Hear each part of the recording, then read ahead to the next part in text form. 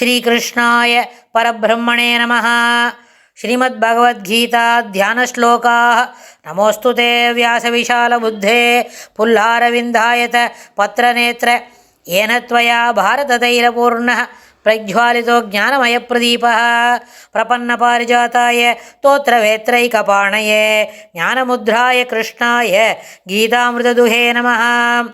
सर्वोपनिषदो गावो दोक्ता गोपालनन्दनः पार्थो वत्सत्सुधीर्भोक्ता दुक्तं गीतामृतं महत्. वसुदेवसुतं देवं कंसचाणूरमर्दनं देवकी परमानन्दं कृष्णं वन्दे ஜகத்குரும். அடுத்தது அக்ஷர பிரம்ம யோகத்தில் 9 மற்றும் 10வது ஸ்லோகங்கள். கவிம் புராணம் அனுசாசிதாரம் அனோரணீயாம்சம் அனுஸ்மரேத்யः சர்வஸ்ய தாதாரம் அசிந்த்ய ரூபம் ஆதித்யவர்ணம் தமசः பரஸ்தாத். கவிம் புராணம் அனுசாசிதாரம் அனோரணீயாம்சம் அனுஸ்மரேத்யः சர்வஸ்ய தாதாரம் அசிந்த்ய ரூபம் ஆதித்யவர்ணம் தமசः பரஸ்தாத். பிரயாணகாலே மனசாச்சலேன பக்தியா யுக்தோ யோகபலேன சைவ ப்ரோர்மத்யே பிராணமாவேஸ்ய சம்யக் சதம் பரம் புருஷம் உபைதி திவ்யம். பிரயாணகாலே மனசாச்சலேன பக்தியா யுக்தோ யோகபலேன சைவ ப்ரோர்மத்யே பிராணமாவேஸ்ய சம்யக் சதம் பரம் புருஷம் உபைதி திவ்யம். இந்த ஸ்லோகத்தில் பெருமாள் என்ன சொல்லி கொடுக்குறார் அப்படின்னு கேட்டால், கவிம் அப்படின்னு சொன்னால் எல்லாம் அறிந்தவன், அதாவது 3 காலத்திலும் நடக்கின்ற செயல்கள், அதாவது ஏற்கனவே நடந்து முடிந்தது, இப்பொழுது நடந்து கொண்டு இருக்கிறது, இன்னும் நடக்க போவது, அதாவது நிகழ்காலம், எதிர்காலம், என்ன போனது, இறந்த காலம், இந்த 3 காலங்களிலும் நடந்த நிகழ்ச்சிகளையும் நடந்த செயல்களையும் அது எப்படி செய்யப்பட்டதுன்னு அதுக்கு நிறைய டீட்டெயில்ஸ் உண்டு இல்லையா, அது அத்தனையும் அறிந்தவனும்.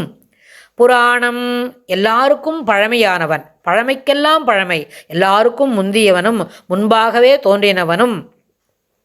அனுசாசிதாரம் எல்லாவற்றையும் ஆள்பவனும். அணோஹோ அணுவிற்கும் அணுவாக சிறியவனாக இருப்பவன், எல்லாவற்றுக்கும்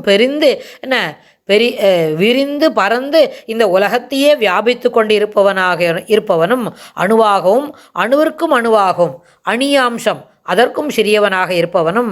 சர்வஸ்ய எல்லாருக்கும், இந்த உலகத்தில் இருக்கிற 3 உலகங்களில் 7 14 உலகங்களிலும் இருப்பவர்களுக்கு யார் யாருக்கு என்ன தேவையோ கர்ம வினை பயன் அதற்கு ஏற்ப அவர்களுக்கு எல்லாவற்றையும் அளிப்பவனும், மாறாது அளிப்பவனும். அப்படிதான், சில நாளுக்கு மாற்றிலாம் கொடுக்க மாட்டார் பெருமாள். அது யார் யாருக்கு என்ன உண்டோ அந்த காலத்தில் அதை மாற்றாமல், அந்த நேரம் தவறாமல் அதை கொடுப்பவர். அதனால்தான் அவருக்கு தாத்தாரம் அப்படின்னு சொல்ல. சர்வசிய தாத்தாரம் வினைப்பயனை அளிப்பவனும். அசிந்திய ரூபம் சிந்திதத்திற்கு, அதாவது சிந்தனைக்கு எட்டாத உருவங்களை உடையவன். சிந்திதற்பு, அதாவது சிந்திப்பதற்கு அரியதான உருவங்களை உடையவன். அந்த ரூபம் இருக்கே, அந்த ரூபம் நம்முடைய சிந்தனைக்கு எட்டாதது, அந்த ரூபம் சிந்தனைக்கு அப்பாற்பட்டதும். நம்ம அதாவது மனுஷன்னு சொன்னால் அவனுடைய சிந்தனைக்கு ஒரு லிமிட்டேஷன் உண்டு, இதுக்கு மேலே சிலதெல்லாம் யோசிக்க முடியாது. அப்போ அந்த இடத்துக்கு மேலே அது அங்கே போய் யோசனை பண்ண ஆரம்பித்தா அதோடு நின்றுடும், மறுபடியும் அது யூட்டர்ன் அடிச்சுட்டு எங்கேருந்து ஆரம்பித்தோமோ அங்கேயே வந்துடும். ஆனால் அப்படி இல்லாமல் இந்த சிந்தனை அப்படின்ற ஒரு நிலைமை இருக்கே, அதற்கு அப்பாற்பட்டவன். சிந்தனை என்று சொன்னால் அதற்கு அப்பாற்பட்டவன் இல்லை, அதில் பிடிபட முடியாதது, அதுபோல் ஒரு உருவம் படைத்தவனும். அப்புறம் ஆதித்ய வர்ணம், சூரியனைப் போல் ஸ்வயம் பிரகாசனம், அதாவது சூரியநாராயணருக்கே தினம் கார்த்தாலே நம்ம பெருமாளை சேவிக்கிறோம். அப்படின்னா நிஜமாக லைவாக பார்க்குற பெருமாள் சூரியன் அப்படின்னு சொன்னால் அந்த சூரியனுக்கே ஒளி கொடுத்தவர் யார்? பெருமாள் தான், ஸ்ரீமன் நாராயணன் தான். அதுபோல் அதுக்கு எப்படி சுயமாக ஒரு ஒளி இருக்குன்னு சொல்கிறோமோ அதுபோல் சூரியனுக்கே ஒளி கொடுக்குற போல சூரியனை போல ஸ்வயம் பிரகாசமாக இருப்பவரும். இந்த வார்த்தைக்கு சூரியனை போலன்னு நம்ம சொல்கிறது எதுக்குன்னா ஒரு புரிஞ்சுக்கிறதுக்கு தான். ஆனால் உண்மையில் அந்த சூரியனுக்கே ஒளி கொடுத்தது பெருமாள் தான். ஏன்னா இது ஆழ்வாரோட பாசுரத்தில் நம்ம பார்க்குறோம். கதிரவன் குணதிசை சிகரம் வந்தணைந்தான் அப்படின்னு சொல்லும்போது பெருமாளை கண்ணு முழிச்சிக்கிறதுக்கு முன்னாடி அவள்லாம் நின்றுக்கிறான். எல்லாரும் பெருமாளுடைய முன் வாசலில் வந்து நின்றுக்கிறான்னு சொன்னால் சூரியனை வந்து நிற்கிறாருன்னு தான் ஆழ்வார் அந்த பாசுரத்தில் சொல்கிறார், அந்த 10 பாசுரத்தில். அதுபோல் ஸ்வயம் பிரகாசமாக இருப்பவரும் தமசகா, தமஸ் என்று சொன்னால் என்ன? இருட்டு. அப்புறம் தமசுக்கு எதிர்பாதம் என்ன? ஞானம். ஞானம் என்று சொன்னால் வெளிச்சம், ஒளி எல்லாம் அதில் இருக்குது. ஆனால் தமஸ் என்று சொன்னால் ஞானம், ஞானத்துக்கு என்ன? தமஸ் என்று சொன்னால் இருட்டு, அதற்கு எதிர்பொருள் என்ன? ஞானம். ஞானம் என்று சொன்னால் வெளிச்சம், ஒளி எல்லாம் புரிஞ்சுக்கிறோம். அப்போது இந்த தமஸ் என்று சொன்னால் ஒளிக்கு எதிர்புறமாகிறது இருட்டு, அது அவித்யை. அவித்யை என்று சொன்னால் அந்த மௌட்யம், மௌட்யத்துக்காக வேண்டி என்ன பண்ணுறோம், சிலதெல்லாம் நம்மளால் புரிஞ்சிக்க முடியாது அப்படின்னு சொன்னால் இந்த வெளிச்சத்துக்கெல்லாம் வெளிச்சமாக அப்பாற்பட்டு இருப்பவரும், இருட்டு என்று சொன்னால் இந்த அவித்யைக்கு காரணமான இருட்டு இருக்கே அந்த இருளுக்கும் அப்பாற்பட்டவன், பரஸ்தாத் அப்பாற்பட்டவனாகுமா இருப்பவனை, அச்சலேன அப்படிப்பட்டவனை என்ன பண்ணணும்?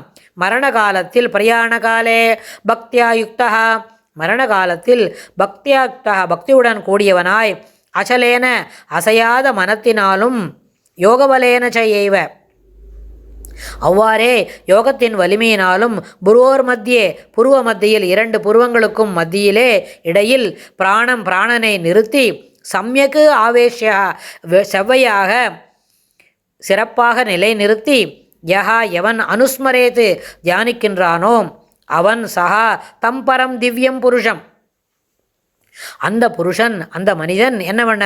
பரம் திவ்யம் புருஷம், பிரகாசம் பொருந்திய பரமபுருஷனை அடைகிறான் அப்படின்னு இந்த 2 ஸ்லோகத்திலையும் சேர்த்து பெருமாள் சொல்கிறார். அதாவது யோகத்தினால பிராணனை விடணும் அப்படின்னு நினைக்கிறவாளுக்கு, அப்படி ஒரு முயற்சி செய்திருக்கிறவாளுக்கு பிரயாண காலேச்ச அப்பி, பிரயாண காலத்தில் 2 புருவங்களுக்கும் மத்தியில் பிராணனை நிறுத்தி அசையாமல் பெருமாளுடைய திருவடிவாரங்களை நினைத்து கொண்டு பிராணனை விட்டால் பிரகாசம் பொருந்திய பரம்பொருள் என்ன? அந்த பரம்பொருளோட சதம் பரம் புருஷம் திவ்யம், அந்த பரமபுருஷனின் பாதார விந்தங்களை, பிரகாசம் பொருந்திய பாதார விந்தங்களை அடைகிறான் அப்படின்னு சொல்கிறார். அதாவது ஆதித்ய வர்ணம், ஆதித்யஸ்ய இவ நித்திய சைத்தன்ய பிரகாசகா, இந்த உள்ளுக்குள்ளே இருக்கிற சைத்தன்யம் இருக்கே அதுக்கு இயற்கையாகவே பிரகாசம் உண்டு, அதற்கு இயற்கையாகவே எல்லா இடத்திலும் என்ன கடந்து செல்லக்கூடிய ஒரு சாமர்த்தியம் கூட உண்டு. அதனால் சர்வ வல்லமை பொருந்தியது. அது என்ன பண்ணும்? இந்த சைத்தன்யம் உள்ளுக்குள்ளே இருக்கிற நித்திய சைத்தன்யம் உயிர் இருக்கே அது இறைவனுடைய சரீரத்தில் ஒரு பங்கு. அதுக்கு அப்படி போகிறதுக்கு அது ஒரு பயிற்சி இருந்தால் அது இந்த மனித சரீரத்திலேருந்து அப்படி போகும். அதனால் ஆதித்யஸ்ய இவ நித்திய சைத்தன்ய பிரகாசகா. அப்புறம் கவிம் அப்படின்னு சொன்னால் கிராந்த தர்சனம் சர்வஜம், அதாவது எல்லா இடத்துலையும் இருக்கிற அந்த பெருமாளை தரிசனம் பார்க்கக்கூடியது, எல்லா இடத்திலும் இருக்கக்கூடிய செய்திகளை புரிந்து கொள்வது, எல்லா 3 காலங்களிலும் நடக்கக்கூடிய செய்திகளை உணர்ந்து கொள்வது. அதாவது இங்கே கூறப்படுவது என்று சொன்னால் விராட் புருஷன் அதிதெய்வம் அப்படின்னு சொல்கிறோம் இல்லையா? அதிதெய்வம் அகமேவாத்திர அப்படின்னு முதல் ஸ்லோகத்தில் 8வது ஸ்லோகத்தில் 1, 2 ஸ்லோகத்தில் எப்படின்னா என்னன்னு கேட்டபோது அந்த அதிதெய்வம் என்னது? விராட் புருஷன். அந்த விராட் புருஷனை நம்ம என்ன செய்கிறோம்? விராட் புருஷனை எப்படி அடைவது அப்படின்னு கேட்டால் இப்படியெல்லாம் இதுபோல் முயற்சி இருந்தால் தான் விராட் புருஷனை அடைய முடியும்னு. அதாவது மனதில் 7 நிலைகள் இருக்குது. என்னது? மனம் உலக விஷயங்களை பற்றி சிந்திக்கும் பொழுது குஹ்யம், நாபி என்ற லிங்கம் என்ற 3 ஸ்தானங்களில் சஞ்சரிக்கும் உலக விஷயங்களை பற்றி. அடுத்தது அந்த நிலையில் இருந்து உயர்ந்த மனோபாவங்கள் எழுவதே இல்லை.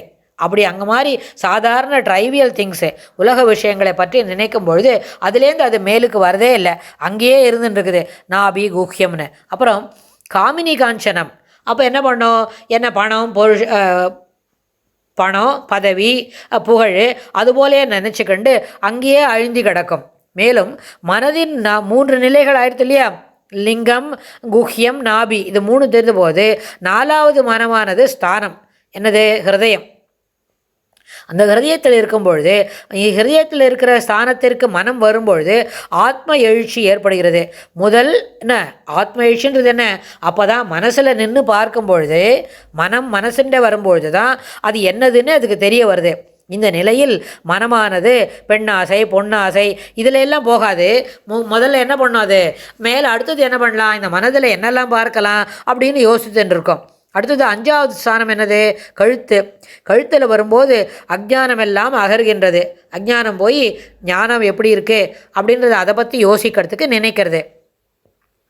புருவ மத்தியம், அதாவது 2 புருவங்களுக்கு மத்தியில் மனதை நிறுத்தி பார்க்கும் பொழுது அது 6வது ஸ்தானம்.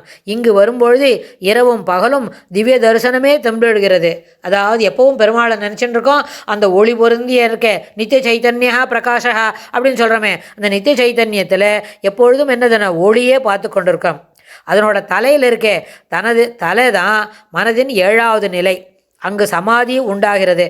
அது எப்படியான அதுக்கு பழக்கப்படுத்திக்க முடியுமான்னு சொன்னால், இதுபோல் ஒரு நிலை இருக்குதுன்னு நம்ம தெரிஞ்சுக்கிறோம். அங்கு வந்த பிறகு தன்னுடைய நினைவே இருக்காது. உலக வியாபாரங்கள் அனைத்தும் அறவே ஒழிந்து பரமானந்தம் கிட்டுகிறது. இந்த 7 ஸ்தானங்களை தான் யோகாபியாசம் பண்ணும் பொழுது என்ன பண்ணுறோம், மூலாதாரம், சுவாதிஷ்டானம், மணிபூரகம், அநாகதம், விசுத்தி, ஆக்ஞை, சகசிராரம் என்று கூறப்படுவன.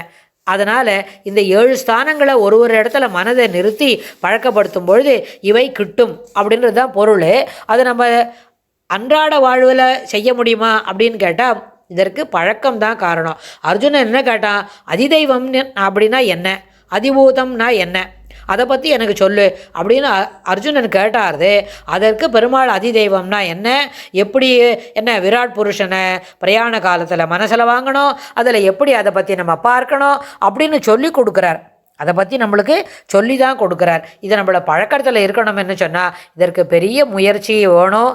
அந்த பலிதமான முயற்சியை செய்யறதுக்கும் பெருமாளோட அனுகிரகம் தான் வேணும். அடுத்த ஸ்லோகத்தில் பெருமாள் என்ன சொல்கிறாருன்னு நம்ம பார்க்கலாம். ஸ்ரீ கிருஷ்ணாய துப்யம் நமஹ.